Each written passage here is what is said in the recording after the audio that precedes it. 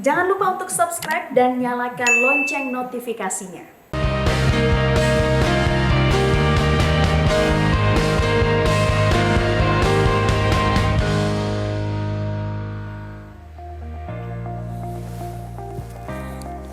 Anda kembali di Selamat Pagi Indonesia, pemirsa. Kita ke informasi berikutnya. Ini ada sebuah video viral perundungan dua gadis yang berusia belasan tahun dianiaya sejumlah gadis lain yang merupakan temannya sendiri. Ini sempat viral di sejumlah media sosial. Diduga aksi perundungannya ini akibat saling ejek di media sosial. Pegang litin aku, Dawi. Pemirsa, dalam rekaman video amatir ini terlihat sejumlah gadis yang berusia belasan tahun melakukan aksi perundungan atau aksi kekerasan terhadap dua gadis lainnya yang merupakan teman mereka sendiri. Aksi perundungan ini terjadi pada Jumat sore lalu di kawasan bangunan yang telah rusak di pinggir rel Kelurahan Belawan 1, Kecamatan Medan Belawan, Sumatera Utara. Diduga perselisihan remaja ini akibat saling ejek di sosial media Facebook hingga saling rebut pacar yang berujung pada penganiayaan terhadap rekannya sendiri. Akibat masih kurangnya pengawasan dari orang tua dalam menggunakan gadget atau gawai. Video viral ini mendapatkan reaksi dari sejumlah orang tua. Para ibu rumah tangga yang melihat video tersebut meminta pihak terkait segera melaporkan pelaku perundungan ke orang tuanya. Selain meminta keterangan sejumlah saksi, kini polisi juga telah menerima laporan dari korban dan tengah mendatangi rumah pelaku perundungan dengan meminta keterangan sejumlah saksi.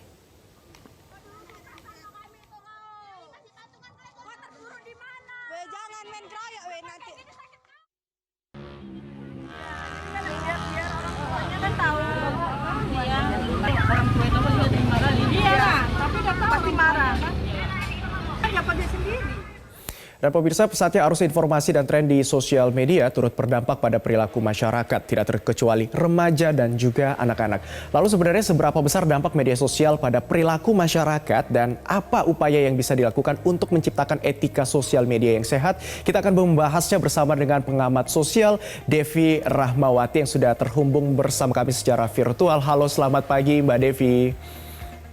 Selamat pagi, Mas. Ya, Mbak Devi, ini bukan pertama kalinya perundungan terjadi di media sosial atau di sosial media. Apa sebenarnya yang mendasari terjadinya konflik ini, Mbak?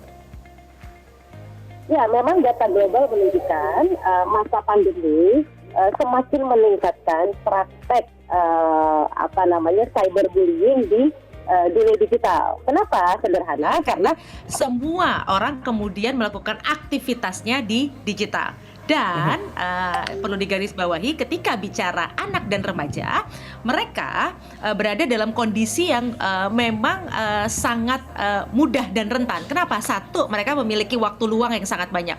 Dua, kebosanan itu kemudian mendorong mereka untuk melakukan aktivitas-aktivitas yang sayangnya kalau tanpa adanya panduan, mereka memilih untuk melakukan hal-hal yang mampu meningkatkan perhatian terhadap mereka. Salah satunya adalah tanda kutip melakukan kekerasan di dunia digital. Oke, baik. Kekerasan di dunia digital ini sebenarnya yang mendasari mereka apa sih, Mbak? Apakah karena memang sudah ada konflik di dunia nyata sebelumnya terus dibawa ke dunia maya, atau memang di dunia maya sendiri interaksi mereka sudah bisa memicu perpecahan? Ya, praktek-praktek kekerasan yang dilakukan oleh anak dan remaja itu tentu saja perlu difahami berbeda dengan praktek kekerasan yang dilakukan oleh orang dewasa. Dan itu terjadi kapanpun selama remaja itu masih ada. Yaitu apa? Sederhana, faktor identitas. Nah, kalau dulu memang tidak ada sosial media, mereka tetap melakukannya di dunia offline. Sekarang ketika ada sosial media menjadi berat perilaku kekerasan ini. Kenapa? Karena di dalam media sosial berpeluang untuk meninggalkan jejak. Bedanya aksi kekerasan di masa lalu atau aksi-aksi kekerasan yang dilakukan secara offline itu kan tidak meninggalkan jejak yang akan terus terbawa sampai kapanpun. Ini yang menjadi persoalannya. Jadi selama ada remaja yang merupakan anak kandung peradaban, tentu saja potensi-potensi konflik akan terus terjadi. Dan angkanya secara tren baik itu sebagai pelaku ataupun korban memang tetap lebih tinggi sebenarnya anak laki-laki, walaupun tadi tadi misalnya dicontohkan adalah yang tertangkap adalah anak perempuan. Kenapa perempuan kemudian selalu menjadi berita? Karena dianggap sebagai sesuatu yang luar biasa kan. Jadi tentu saja akan menjadi berita. Sedangkan kalau anak laki-laki melakukan aksi kekerasan itu tanda kutip dianggap biasa, sehingga ketika muncul itu tidak terlalu menjadi pemberitaan yang besar di media. Oke, berarti datanya ternyata menunjukkan laki-laki yang lebih tinggi ya kekerasan perundungannya, bukan perempuan, begitu ya Mbak ya?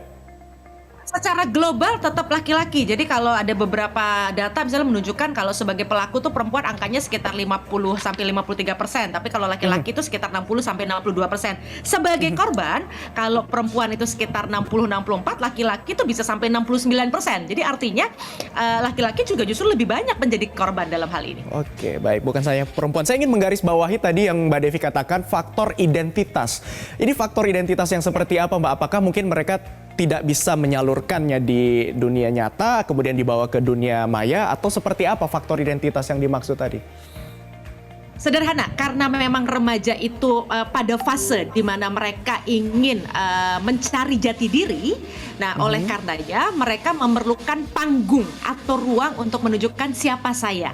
Nah, persoalannya bahkan sebelum dunia online itu ada, di dunia offline pun dalam konteks Indonesia tidak banyak anak-anak yang kemudian memperoleh ruang. Sebagian besar ruang untuk identitas itu hanya diberikan tiketnya kepada anak-anak tertentu, yaitu apa? Anak-anak yang jago di bidang sains misalnya. Di luar itu anak-anak nyaris tidak punya ruang, sehingga apa? Kemudian mereka mencari ruangnya. Kalau dulu sebelum pandemi jalanan itu menjadi panggung, makanya lihat bagaimana anak dan remaja ketika berada di jalanan, aksi kekerasan itu bisa sangat mengerikan. Kenapa? Karena kalau mereka semakin tanda kutip sadis, maka mereka akan memiliki reputasi yang luar biasa yang tersebar di antara anak-anak lain, dan itu menjadi kebanggaan buat dirinya.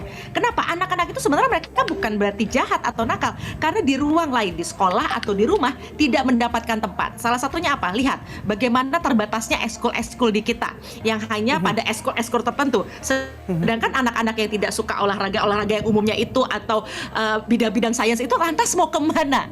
Nah, ini yang menjadi catatan yang serius perlu diperbaiki di masa datang. Baik, berarti kurangnya ruang ekspresi. Bisa dibilang apakah ini terjadi kesenjangan pendidikan antara siswa, kemudian mereka tidak dapat mengekspresikannya, akhirnya beralih ke hal yang mungkin perundungan itu? Ya, karena apa? Kurikulum kita kan sangat menekankan pada pendekatan kuantitatif. Anak itu harus ranking sekian, harus juara bidang sains sekian. Tapi hal-hal yang terkait dengan pengembangan moral, pengembangan jati diri, pengembangan identitas di luar sains itu tidak ada tempat sama sekali. Sehingga banyak anak-anak yang tanda kutip merasa terbuang.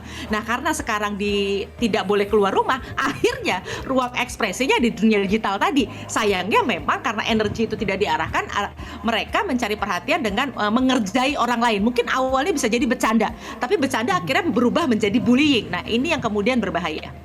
Oke, baik. Mbak Devi, saya akan lebih ke teknis lagi ini karena kita ranahnya di media sosial, di digital. Sebenarnya sejauh ini sudah bagaimana literasi digital kepada remaja? Apakah interaksi di sosial media itu sudah memang sesuai diterapkan, atau mungkin memang masih banyak ada kesenjangan di situ sehingga bisa menimbulkan adanya aksi perundungan ini, Mbak?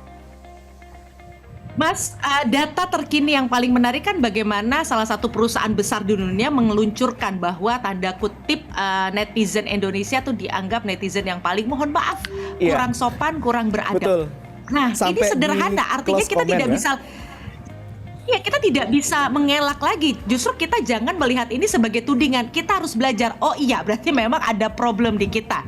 Karena menarik misalnya dalam temuan-temuan studi-studi kecil yang dilakukan adalah bagaimana dunia media sosial itu sangat terbantu oleh istilahnya, ada tuh di istilah mereka itu namanya bocil, bocah-bocah kecil yang kalau komentar itu Masya Allah Pak, pedesnya, pedihnya dan sebagainya, itu anak-anak sekecil itu bisa melontarkan kata-kata yang tidak baik. Nah, itu kenapa? Karena memang mereka bukan salah mereka tidak tahu bagaimana caranya berkomunikasi, berinteraksi di media sosial. Jadi menurut hemat saya bukan salah mereka, kita semua, saya sebagai orang tua, sebagai guru, dan media itu punya tanggung jawab besar untuk mengajari mereka bukan hanya dalam konteks kurikulum, tapi juga dalam keteladanan keseharian. Lihat bagaimana Baik. misalnya orang-orang tua, mohon maaf, di masa-masa politik misalnya, kita pun bisa mengeluarkan kata-kata yang sangat kasar, sangat sadis yang menurut hemat saya ya, itu bisa jadi tanda kutip menjadi salah satu dari sedikit inspirasi yang membuat anak-anak juga merasa, oh media sosial itu memang bebas kok, kita mau ngapain aja nggak ada masalah dan sebagainya. Baik, Mbak Devi, kita kembali lagi ke kasus yang viral tadi, ada video perundungan dari sejumlah anak-anak remaja. Ini sebenarnya peran orang tua sejauh ini bagaimana? Apakah memang penerapan untuk interaksi di sosial media ini perlu perhatian khusus dari orang tua, dan bagaimana orang tua memposisikan dirinya agar anaknya ini tidak terjadi lagi perundungan di sosial media? Pertama, orang tua memang terpaksa harus gaul. Gaulnya apa? Orang tua harus menggunakan medium yang sama oleh anak-anaknya. Sehingga orang tua bisa mendeteksi lebih awal. Oh, anak saya nih, kan gini, anak itu cuma dua potensinya. Dia menjadi pelaku kekerasan atau dia menjadi korban. Kalau kita tahu anak kita justru berpotensi menjadi pelaku, ya cepat-cepat kita kemudian juga mendampingi dia, bahwa misalnya apa yang dia sampaikan, bagaimana misalnya dia melakukan doxing, mengungkapkan aib temannya atau apa, baik itu yang benar ataupun tidak, itu tidak boleh dilakukan. Atau sebaliknya, ketika anak menjadi korban, orang tua juga harus segera mendampingi. Mendampinginya satu, jangan kemudian mengambil aksi mengambil handphonenya, karena rata-rata anak itu malas mengadu, menceritakan karena takut nanti akses terhadap dunia internet itu kemudian diambil misalnya. Nah, jadi ini kompleks memang. Jadi cara pertama adalah kita harus berada di ruang yang sama sehingga kita bisa membaca tanda-tanda apakah anak kita menjadi pelaku ataupun korban. Baik, orang tua harus berada di ruang yang sama ya, artinya orang tua juga harus paham gitu anak-anaknya berinteraksi di sosmed sejauh apa, dan juga orang tua juga harus melek teknologi dan juga sosial media ini ya, Mbak Devi ya. Nah, sejauh ini kalau kita membicarakan ini kan sudah terjadi begitu adanya perundungan. Bagaimana untuk menekan agar aksi perundungan ini tidak terjadi lagi? Baik itu kita ngomongin jangka pendek dulu deh Mbak, apa yang bisa dilakukan? Ya, pertama tentu saja terima kasih pada media seperti Metro yang terus mengangkat ini. Artinya jangan sampai orang merasa bahwa ini tidak ada, itu menjadi problem. Ketika orang sudah tahu, ya memang perlu ada pendekatan serius terhadap orang tua dan juga orang tua di rumah maupun di sekolah. Artinya dalam jangka cepat perlu ada langsung penjelasan tentang apa yang terjadi.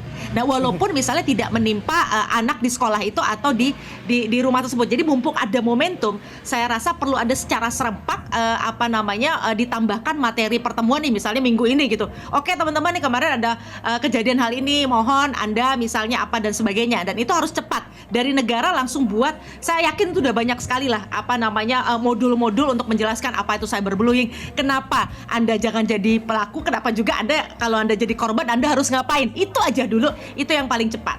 Nah, kalau jangka pandangnya jelas harus lewat kurikulum. Kenapa harus lewat kurikulum, yang artinya pendekatan struktur bukan kultur? Karena kalau struktur artinya tidak ada orang yang ketinggalan. Kalau cuman mengandalkan di rumah atau misalnya inisiatif warga, itu kan tentu saja tidak akan merata. Kalau kurikulum, siapapun akan mendapat kurikulum yang sama. Yang kedua adalah memastikan bahwa kurikulum kita itu clear, menekankan pada pendekatan kemanusiaan, mengajarkan seorang siswa dari SD sampai SMA sebagaimana dilakukan di banyak negara maju, menjadi manusia, bukan hanya sibuk asik masuk untuk memenuhi kemampuan kognisi saja, tapi keterampilan dan attitude-nya lemah sekali.